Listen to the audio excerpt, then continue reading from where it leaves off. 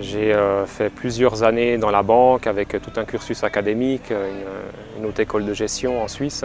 J'étais vraiment très stressé par mon travail et puis j'avais aussi un rapport au monde qui était assez compliqué. Je me mettais beaucoup de pression, je voulais toujours être le meilleur, être très compétitif. Et du coup, ça a généré un stress qui est devenu permanent, un stress chronique jusqu'au burn-out. Et le stress, eh bien, c'est la crispation, c'est du catabolisme, ça crée de l'acidité, ça crée des déchets. Et puis le corps est tout le temps en lutte pour éliminer et à un moment donné, il sature, quoi. Comme on est mal dans son corps, on est mal dans sa tête, on est en dépression, c'est vraiment une sorte d'épuisement total, quoi. Et là, je me suis ouvert à des techniques de bien-être, d'abord la sophrologie, la relaxation. Et puis de fil en aiguille, je suis arrivé à la méditation et puis là j'ai trouvé vraiment une passion, quoi, quelque chose qui me permettait de me ressourcer, de me reconnecter à moi-même et puis d'apprendre aussi à mieux me connaître, d'observer tous ces mécanismes de l'ego, ce rôle que je voulais tout le temps tenir face au monde, face aux autres, pour paraître et qui me mettait beaucoup de pression sur les épaules. C'est vrai qu'on vit dans une société où il y a beaucoup de stimuli négatifs, de stimuli disharmonieux, la pollution, les ondes électromagnétiques. Si l'être humain vivait en harmonie avec un environnement naturel, il serait moins exposé à ces sources de pollution. Mais après, effectivement, il y a comment je me sens moi. Il y a des gens qui sont exposés aux mêmes stimuli disharmonieux et qui vivent bien. Pourquoi ? Parce qu'ils ont un autre rapport à eux-mêmes, ils ont un autre rapport à la vie. Après, il y a beaucoup de facteurs dans la maladie aussi, le terrain génétique, il y a la psyché. Mais ce qu'on a pu constater, c'est que les gens qui tombent malades, souvent, eh bien, c'est des gens bileux, c'est des gens anxieux, c'est des gens qui sont facilement submergés par le stress. C'est des gens qui ruminent beaucoup. Pour moi, la méditation, c'est être attentif, être pleinement présent. Et du moment où on est focalisé sur l'instant présent, eh bien, on est moins dans le mental, on est moins pris par nos pensées négatives.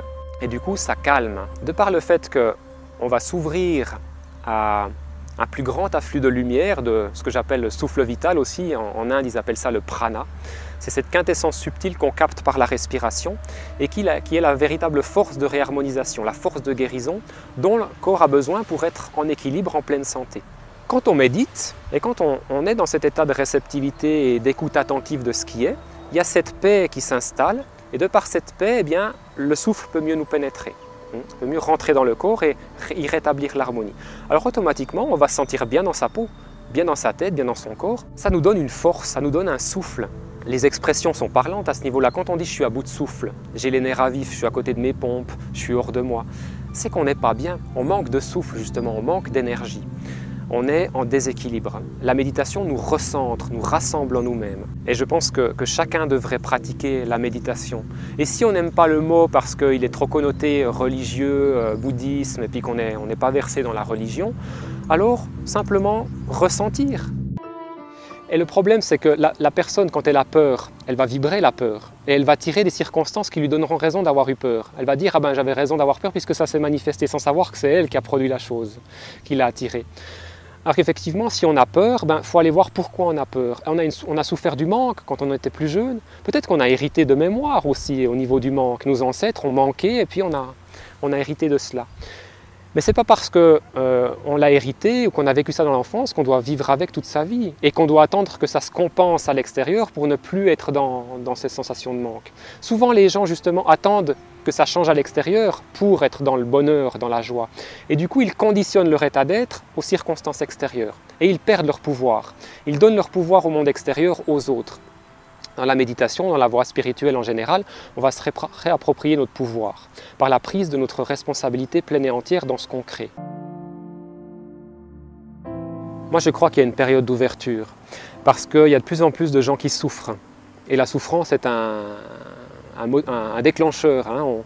C'est comme si elle nous fichait un coup de pied aux fesses pour dire qu'il y a quelque chose qui ne va pas, il faut changer les choses, quoi. La souffrance est désagréable et puis en principe on n'aime pas ce qui est désagréable. Donc on va chercher à trouver des solutions.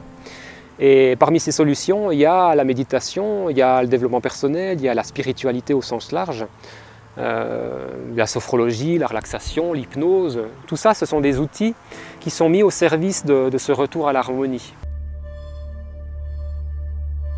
La voie spirituelle, c'est aussi apprendre à reconnaître le vrai du faux, l'illusion de la vérité. Et pour ça, il faut du discernement et ce n'est pas en lisant des livres qu'on va obtenir ce discernement, c'est en faisant des expériences et c'est en faisant confiance à notre petite voix, en allant à l'intérieur de soi, en observant, en reconnaissant notre fonctionnement, etc. C'est une observation de soi. Connais-toi toi-même, hein, tout est résumé là, dans ces quelques mots. Connais-toi toi-même.